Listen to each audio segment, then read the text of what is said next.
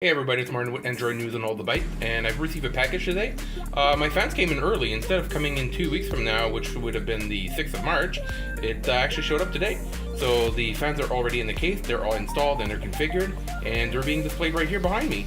But stay tuned and I'm going to feature them. So don't forget to subscribe to the channel, give me a thumbs up if you liked the video. If you didn't like the video, give me a thumbs down, leave a comment below and let me know why you didn't like the video. Cheers!